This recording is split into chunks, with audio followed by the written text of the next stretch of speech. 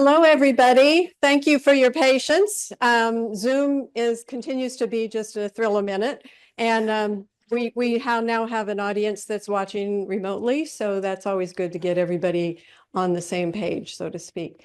Welcome. My name's Mava. I'm president of Lane County Audubon Society. Glad to see so many people out on this cold winter night, but we don't have rain, so we're looking forward to that this weekend. I'm ready for a little rain again. I want to welcome anybody who's new here. Are there any first timers who've not been here before?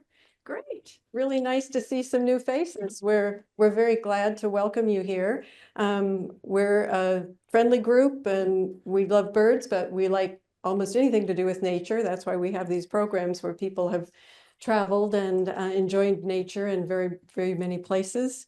And Dennis will lead us through his adventure tonight. So if you haven't been a member or haven't been here before, we do have our website, which has our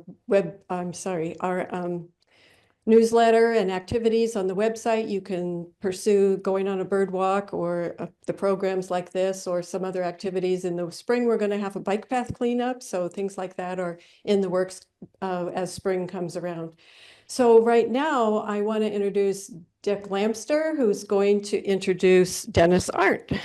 And so we will have Dick take over the microphone for that.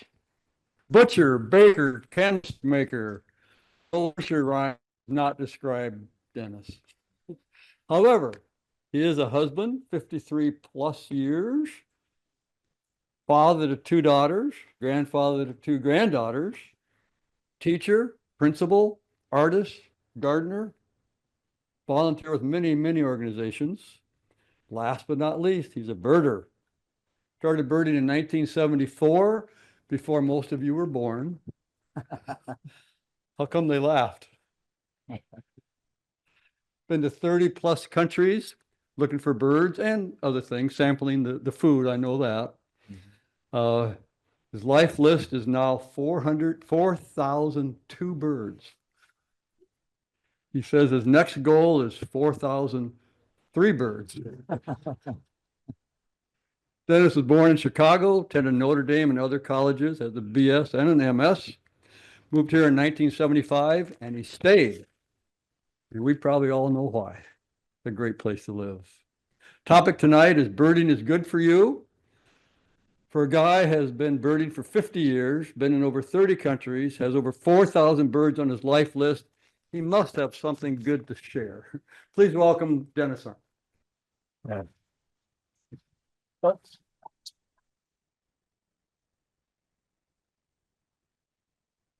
Wow, thank you very much. It's nice to have all of you here tonight. When I thought about this topic, I thought, well, a few people will come. So it's just really great to see you all. Okay, I'm gonna get started here. So birding is good for you is our topic today. And I chose this topic quite a while ago. It was a group of people asked me to do a program and they only gave me 2 weeks to get ready. And I put this together, the outline of it anyway. And I thought it was pretty interesting. So that's why I thought I'd share it with all of you. Of course, I've done a lot of work. I had 6 months to work on this, so I did a whole lot of work with this. But I wanted to give you a little definition of birding first. I got this definition somewhere, I don't even remember where, but birding is the act of enjoying wild birds. And I thought that's just a really good definition. There was one other thing I wanted to talk about is that I coerced a bunch of my friends to help me in this production. I have several sections to this program, and I needed people to introduce them. And each section has kind of a theme, and their job was to pose for me as a photographer in a way that would introduce those sections. And so you'll see one of these people, and they'll be posing in a certain way, and you'll be able to kind of guess what that section might be about. At least that's the whole idea. let's see how it works. There's Tom Cable. Now, so you went, okay, what could this section of my talk be about? Reducing stress. Now, that's one of the main things that I find is good for birding, is that it does a great job of reducing stress. But I wanted to talk a little bit about green spaces because there's been all kinds of research on green spaces. Eugene, you can see the parks and things. And there's a lot of research on data, all kinds of things. And you know what they're finding? They're finding that green spaces reduce mortality rates and that they lower blood pressure.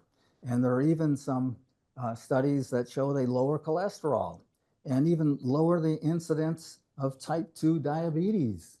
Well, I'm sure there are lots of charts and graphs and things like that that could show you all of this kind of good stuff. But that's not what I'm talking about today. This is not going to be a big research thing with lots of kind of information that you're going to want to take notes about. It's a more personal journey, and it's a little bit different. So here we go. Kit, my good friend here, is trying to demonstrate solitude. And I think solitude is one of the basic things and one of the things that birding fosters, but this is a little different kind of solitude. This is the kind of solitude where you kind of clear your mind on the inside and you get rid of all of that internal talking and all of the busyness that goes on inside your head, and you just kind of try and clear things out. And I find that this works. And birds, I thought this was kind of a nice way of phrasing it. Birds bring silence to my mind. And that's good for us to be able to do that and enjoy solitude. And you can do it in a group, but it is much more difficult in a group, I must say. If I try to practice solitude, someone always asks me a question and I say, what? Yeah, and that means I've been practicing my solitude. Okay, another aspect here that's pretty important. So what is Ellen Cantor doing? Focus. This is another thing that I think is very important with birding, and one of the things that birding fosters is the ability to focus and clear out all the other stuff that's going on around you. You're not thinking of politics, you're not thinking of the garden weeds, and you're not thinking of the work you have to do at home or the stuff you have to get ready for. You're focused. And I want to show you a little video here. This is a bird that's very focused also. This is a great egret. This great egret lives over at Delta Ponds, and I was very close to this bird. Now, I had a camera that did have a telephoto lens, but you see, I had to even back off the telephoto lens to get the reflection in there. And this bird is focused on what's in the water, and I'm focused on it, and I'm not thinking about anything else, and I don't think he's thinking about me.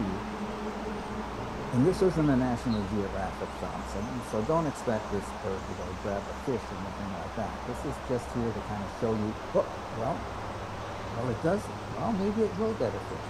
But that's not the purpose. The purpose is just the idea that we're focusing on something here. And getting our minds cleared of all the other kind of stuff that's going on. So I don't know, let's see. I think this will be over here pretty soon. Anyway, that's the idea of this little video here. It's just to see what this guy's going to do. It is kind of mesmerizing though, isn't it? Because he's probably really looking at, actually, oh my goodness, look at that. That is a big fish. Look at that. I don't, you know, a lot of times they catch fish and they're too big, they can't swallow them at all. Oh my goodness. Look at that guy. Okay. Cleaning himself up a little bit. Okay, you get the idea that I'm talking about. That's the kind of thing. It's that kind of folks. I bet you didn't think about a whole lot of other things while that was going on. And so that's kind of one of the things that I think that birding does for us, is it gives us a chance to focus on other things. Okay, this is another kind of basic principle here that Sue is showing. She looks happy, but the other people around her don't look too happy. So what am I going to start talking about now? Companioning. I think this is another kind of basic part of birding, and something that we all need to do and do a lot of. We're often out with other people when we're birding. And we are more often companions than we are birders. We're often out there and there's nothing around or whatever, but we're always with people, and we need to kind of work on how do we work together, and how well do we get along with each other, and how all of that works. And you can see the group sizes can be pretty large. So what are the aspects of companioning that I think are important? Waiting. Okay, there is a skill that I have a hard time with, but it is important. If you're not waiting, if you're not good at waiting, let's put it that way, you're not going to be a great companion. There's always an aspect of waiting involved with kind of group activities. And if you're not good at it, you're not going to have a lot of fun. Another aspect of companioning that's important is attending. And that is just being aware of the wants and needs of other people in your group. Do they, how are they doing? Are you in their way? Do they need to get to look through the scope? Are they getting on the bird? Are you, those kind of things. Just making sure that the people around you are doing okay.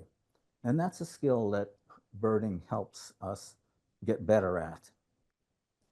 And then the last part is non-selfing. And this is where you got to take yourself out a little bit. If you've been birding with me in a group, I like to be in the front. And I've got to, I often have to kind of think, okay, I got to back off here, let someone else get up in front, those kind of things. Keep trying to keep myself out of the, the main purpose of what the group is doing. So you put those three things together and you get an idea of companioning and how that works. Now what is this? Ellen Cantor is, what is she doing? She's running along a cliff with her binoculars. Be careful. Oh my goodness.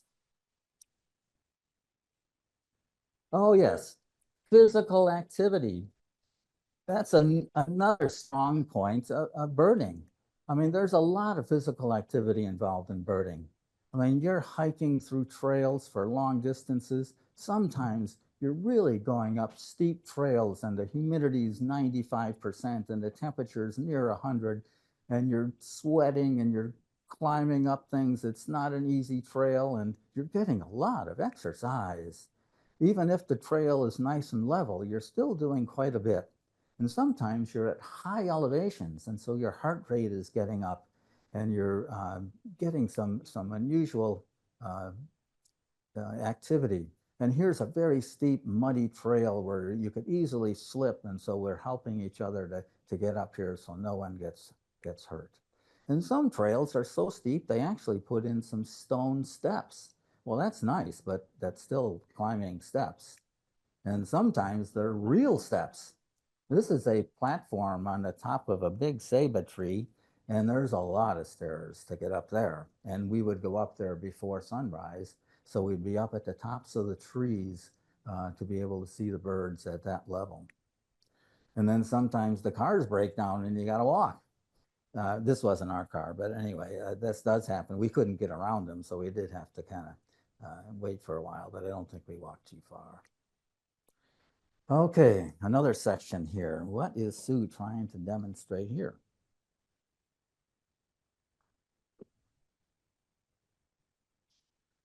Stimulating and challenging, that's what it is. This is also another aspect of birding that's really good for you. It's stimulating and challenging. These are birds that we had to study for.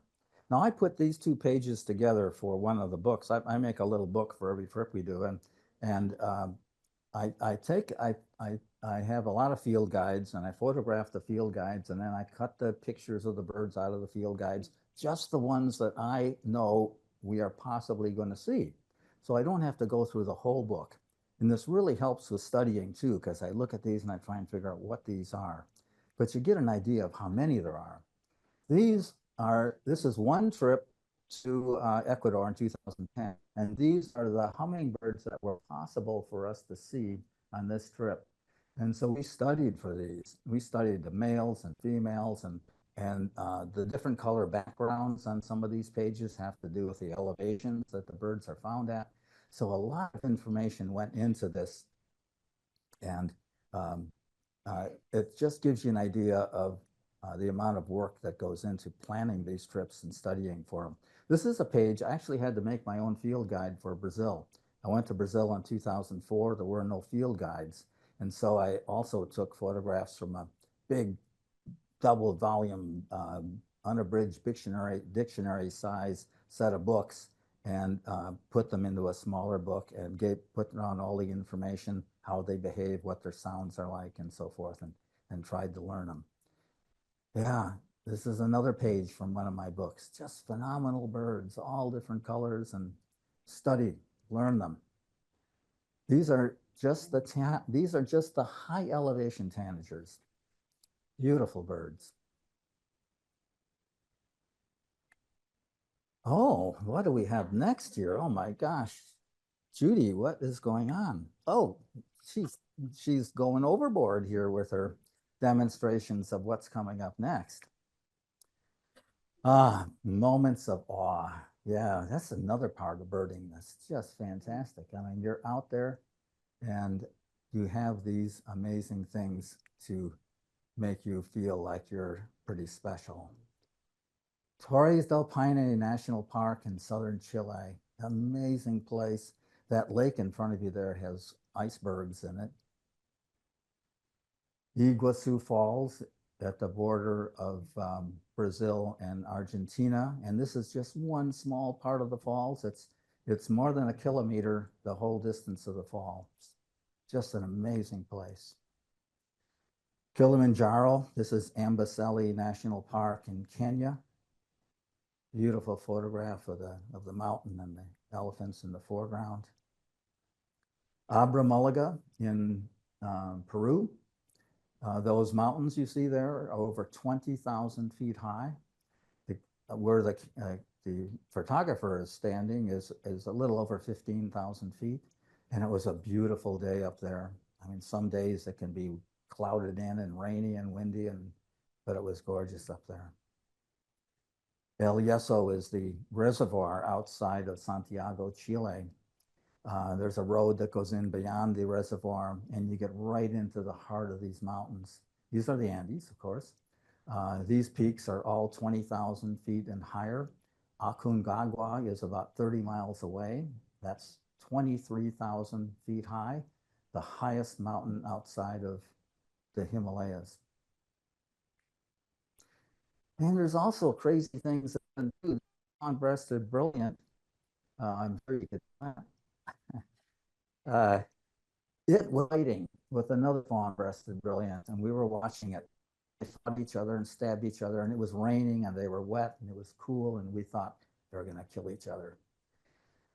Well, after a while, they did separate, and one of them actually was able to fly away.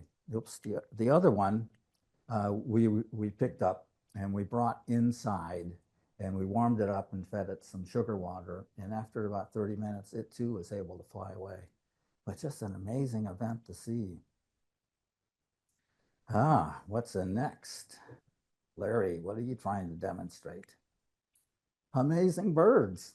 Well, of course, if you're going out birding and it's good for you, you've got to be amazed by some birds. And you have hummingbirds, just incredible, sparkly hummingbirds. And penguins. I mean, who doesn't get excited by penguins, especially king penguins? They're really pretty.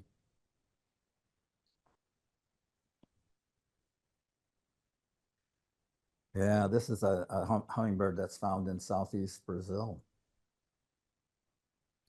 And tanagers, these little Tangera tanagers, they're only about 5.5 inches from bill to tail.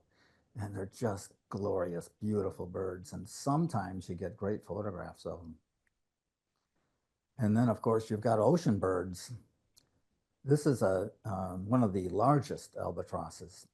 And next month, Tim Shelmerdine is going to be here doing an Audubon talk for us. And he's going to be talking about ocean birds. And I'm sure he'll be going through some of the albatrosses and skuas and petrels and all that sort of stuff. But that's for next month.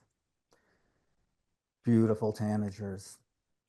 These scarlet macaws are on a clay lick, and they actually get the clay, they eat the clay, and it helps to in their digestion of all of the acidic fruits and things that they're eating. And so it's good for them to come in here. And if you get there early in the morning, they fly in great groups, and you get great looks at them. Big birds too, about the size of a turkey. And this is an amazing bird. We found this bird in Panama, and it was the first North American record for the crowned lady flycatcher. Just phenomenal. We were blown away. It wasn't in the Panama book, and so we didn't know what it was. So we texted Larry McQueen and sent him some pictures, and he wrote back and told us what it was. Then you've got guys like these ant pittas. I mean, pittas, I think, are the craziest looking birds ever.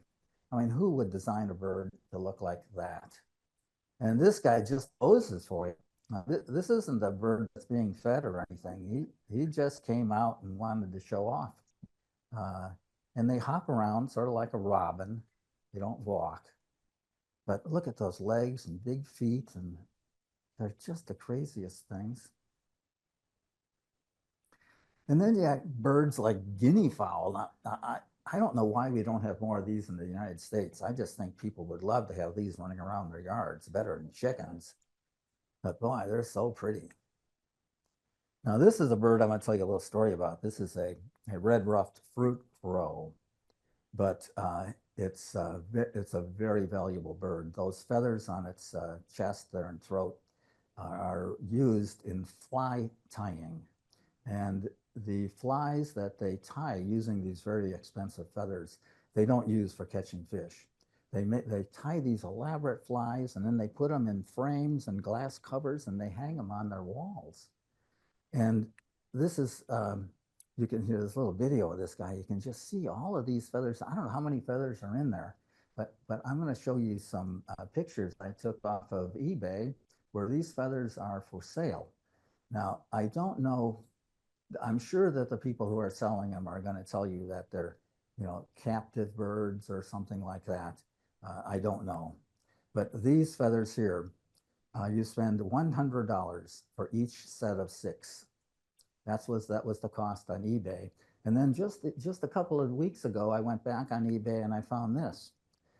Here's 4 feathers for $214 and 1 feather for $115. Now, there is a C in front of that $sign, but everything else is in English, and it says it's mailed from the United States. That C could mean it's Colombian dollars, which would then reduce that by by 1/8, divide it by 8, but still very expensive for feathers. Here's another, this is a warbling vireo, nothing very fancy about that. This is another warbling vireo. Now, this guy just got out of the nest, probably that same day. And you can hear it, but it's making noise constantly. Beep, beep, beep, beep, hoping somebody will come in and give it some food. And I just think it's so neat to be around when you see these kind of things happening. There it is. Yeah, there's mommy or daddy keeping him healthy. This is a backyard bird. This is not a backyard bird. And neither are these guys. Beautiful flamingos. And now this I've shown this video. I just love this little video. This I took before I had a big camera. I had a little point and shoot camera, really no zoom on it at all. And I think these are 2 brothers, and that's the older brother there saying, "Come on, hurry up. Come on, Jack. Come on in the water. Don't be afraid. It's not cold. It's not the Antarctic." And so they're walking up here. And don't they look like just two little people. And they're coming up into this little draw. Yeah, come on, let's go. And they don't even know I'm there. I mean, I'm just standing there and I'm not far away. Comes up to the top down. He just walks up, but his younger brother doesn't walk up. Got to hop up. And then they come up here, and this is about the time that they notice me. Oh, well, who's that? I think that is so cool. Okay, another section. Now, what in the world is Tom Cable trying to tell us here? What else, what facet of birding would he be demonstrating? Oh, new cultures and peoples. Yeah, that's another thing about birding. You go to amazing places and you get to meet people. This is the family that cooked for us in Intervales National Park in southeast Brazil. They cooked for us for about 4 or 5 days. They were wonderful. We got to meet them, and it was just a great family. A mom and child in Guatemala, 2 little kids in Peru, and the kids, they come out and they let you take their pictures, and they're just adorable. Now here, I think this is Peru. It might be Bolivia, but I noticed how the 2 adults are all dressed up in the native uniform, and they've got the loom going, and they're making all that stuff, and then the baby there, dressed in clothes from Walmart, I think, but certainly not any kind of native clothing. And I was in Africa for a while, and I just loved the people there to see how they live. We actually went into some of their huts and everything. This is back in Central America somewhere, Peru. This is Vietnam. Kit Larson and I went to Vietnam and went with a friend of mine, a Vietnamese friend of mine, and that's his daughter there, right here. And she was 15 at the time. And we just had a great time. Lots of great food, lived in their homes, and anyway, it was great. But notice all that food there. Okay, what do you think Jim's going to talk about now or introduce? Yeah, uncommon foods. All right, we're going to start out with some breakfasts. Look at this. I mean, oh man, if I could have breakfast like this every day, I'd weigh 400 pounds. Look at the rice and beans and eggs and fruit and coffee and fresh orange juice. It was just great. Other breakfasts, very nutritious, but we're burning a lot of energy too. Now this was in Guyana. This is curried chicken for breakfast. And I don't know what the red thing is. I can't remember. It might be a piece of watermelon and some potatoes. That was breakfast in Guyana. This was breakfast sort of on the trail. You leave sometimes before, when it's still dark, and then you get your breakfast from the back of the van. And so the beans and rice and plantains, and I don't know what that yellowish stuff is. This was breakfast in Vietnam, pho, which was just fantastic. I loved all the herbs and stuff you'd put in there. We had this every morning, and there was not a food in Vietnam that I didn't love. Look at that. I mean, doesn't that just make you hungry? I mean, wow, is that good?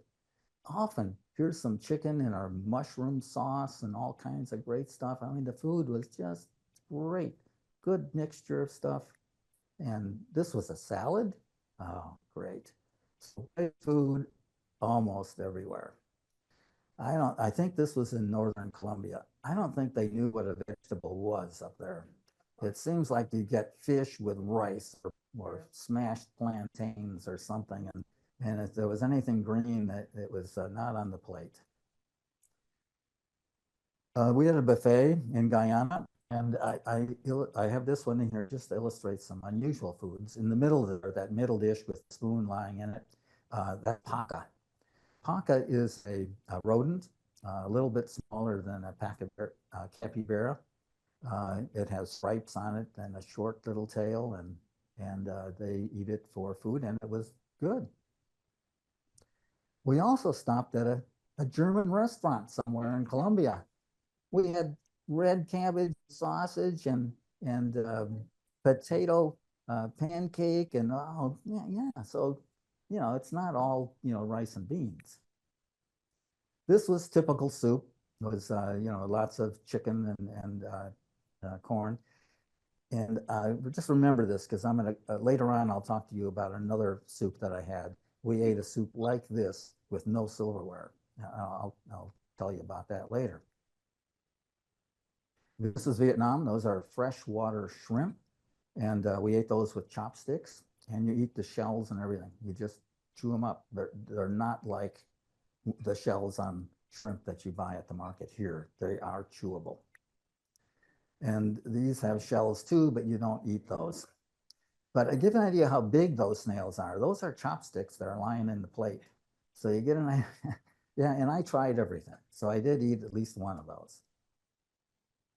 And you can buy fish right alongside the road. I mean, there are people, you can get it fresh. And this is a fish that was caught. This is at breakfast time. He brought this fish in. It was caught in the morning. And he cooked it and we had it for dinner that night.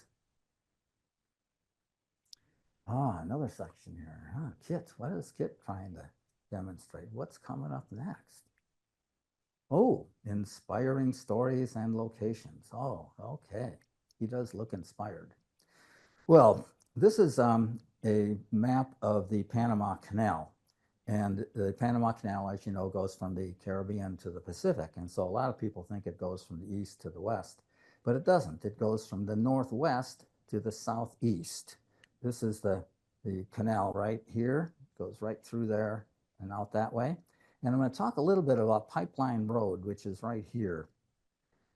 Also, there's a Gatun Locks, which are just fabulous. And there's Canopy Tower, which was a radar tower after World War II.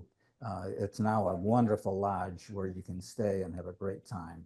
But this is Pipeline Road, Camino del Oleoducto. And it's called a pipeline road because of the oil pipeline that was put down here because of World War II. Pipeline Road is not used much anymore, and it's very difficult to get down. But alongside the road are these pipes. You can see one there in the foreground, and there are a couple more in the background here. And they're about 1.5 feet in diameter, and they go the entire way across the isthmus. And they were to bring oil from the Caribbean to the Pacific in case the Japanese were to bomb the canal and prevent the oil tankers from getting through. And so this allowed them to get oil to the other side and take care of the Pacific fleet. Also in Panama is the Darien. I want to talk a little bit about that. This is the end of the Pan American Highway. The town there is Yavisa. It is 12,580 kilometers from Alaska. The Pan American Highway goes all the way from Alaska to this point. But it's not the Pan American Highway that I want to talk about. It's that this is the beginning of the Darien Gap. This is the place where the migrants have been streaming through to try and get up into Central America from Colombia. And they aren't just people from Colombia and Venezuela and places like that. There were people from Syria that would get to Colombia and then trek through the jungle 40 or 50 miles straight line. Of course, the trail was not a straight line. So you can imagine how difficult it was for them to get here. This is the bridge that they crossed over the Chucunaque River. On the other side of this bridge is just wilderness and jungle and 40, 50 miles to the next town. And they would come across this bridge. This is me on that bridge. So you get an idea of how narrow this is. And they would finally get some help when they got across this bridge. This is Bezalel School in Guatemala. I went here birding, of course, but I also helped at this school it's boys and girls school, and it's a place where they stay. So they have a dormitory and they have bunk beds 3 high and no mattresses at all. And there's no hot water. And these kids go to school here and live here. And so we were working on their dormitories. This is the kitchen where all their food is made. And these are the cooks. And the kids eat without any kind of silverware at all. They do have forks for us. But the kid was just using cheese and their fingers and a lot of hot sauce. And this is a communal kitchen. This is in a little village. It's a communal kitchen because it's very dangerous to cook in the homes, and they do cook in the homes, but they do use these communal kitchens as much as possible because the smoke accumulates in the homes, and they have a lot of lung problems. In here too, even though the walls have a lot of ventilation, the smoke accumulated here too. They made tortillas, and then on the other side was the other fire. Now it's out now, but this is where they made the soup. And so they served the soup here in tortillas and no silverware at all. And the soup had big chunks of chicken in it and corn. And you just eat things with your fingers and your tortillas, and it was wonderful. We had a great time. You lick your fingers a lot. Another little adventure I want to tell you about is the Rio Orinoco. This is the big river that separates Colombia from Venezuela.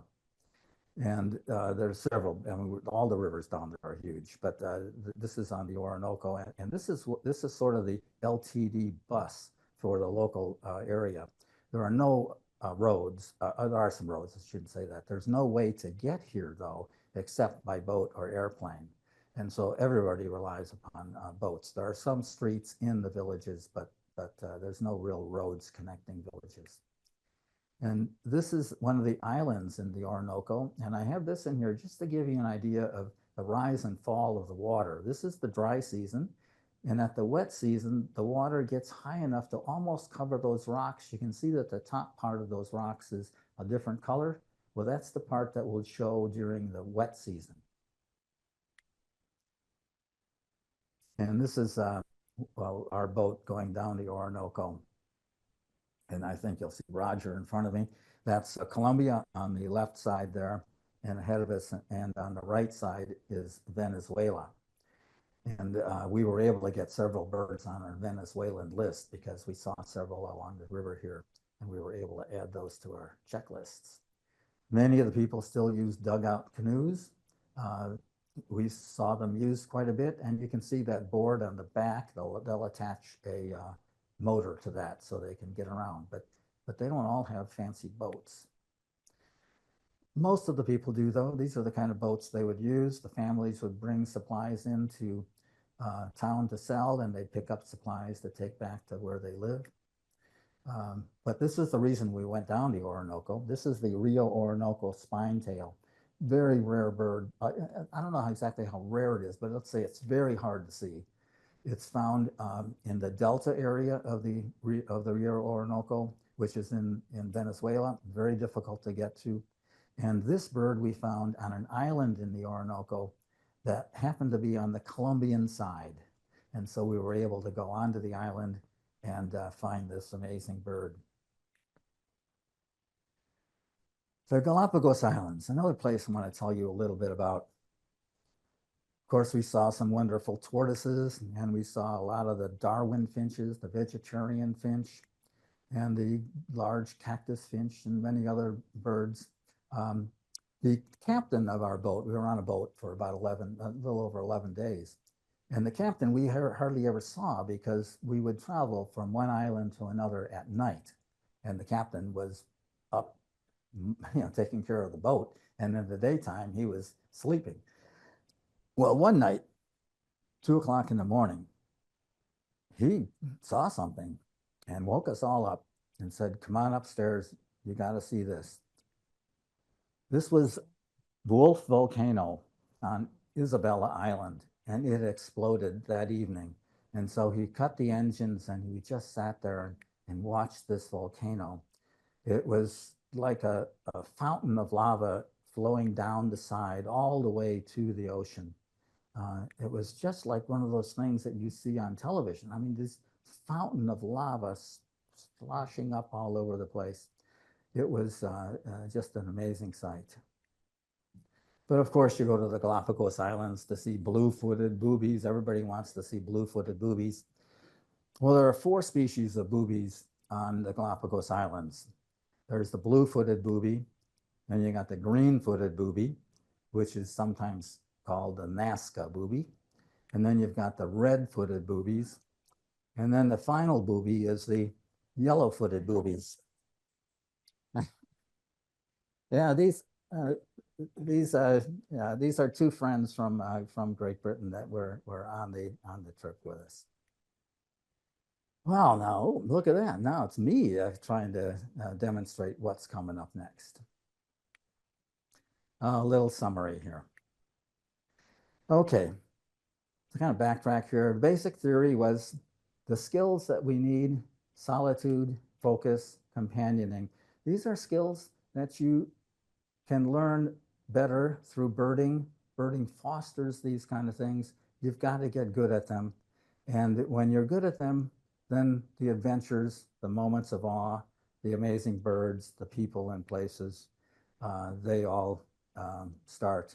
And this is a quote that kind of gave me the theme for this. John Bowlby is a British psychiatrist. Life is best organized as a series of daring adventures from a secure base. And the secure base are those three things: solitude, focus, and companioning. Thank you.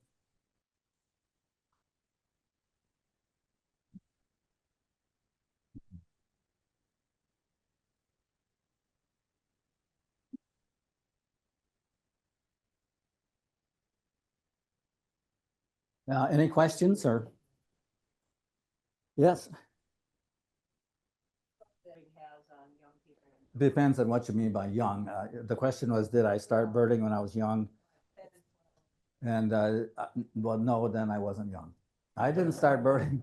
I didn't start birding till I was about 34. Yeah. So if I've been birding 50 years, it gives you. No, it can't be right. I'm not that old. I must have been younger than 34. Any other questions? Yes, Katie. No, well, not that we could hear. We were probably a mile away. No, no. The wind wasn't in the right direction for that, no. But when we went around the other side of the island, you could see the huge plumes of smoke and where it was going and all that. It had just exploded that evening. So I don't know when our captain noticed it, but I'm sure he woke us up shortly after he noticed the explosion. So it was just starting. He might have heard something. No, that was in the Galapagos Islands. Yeah.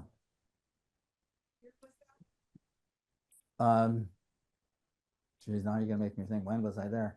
2015? I think so. Forrest? Two questions. How did you get started birding, and do you have a spark bird? When did I get started, or how did I get started birding, and what was my spark bird? The bird that kind of got me started. Well, I started birding, my brother and I, we lived together for a while, and we went to the Mississippi River. We were living in Chicago. Went to the Mississippi River and were walking on the bluffs above the Mississippi.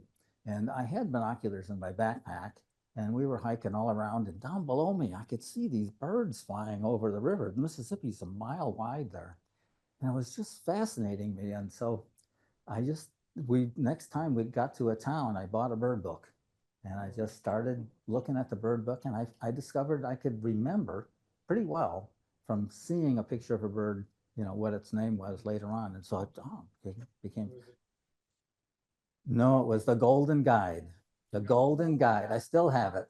I only used it for a couple of months, and then I got the Peterson later. Yeah. Yeah. Yes. Oh, too many. Too many places that I haven't been. Yeah. There are several places in Colombia I'd like to go back to, Cali area in particular, also Brazil, Bahia. I really like South America. I've spent a lot of time in South America. I would love to go to other places like India, Nepal, and Thailand and so forth, but it's getting to where flying 16 hours is tough. And so I can get to Colombia in one day, and other places in South America. I love Chile. I'd go back to Chile also. Love that. Okay, well, thank you very much for coming. I appreciate all of you, and help put the chairs away too. Thank you.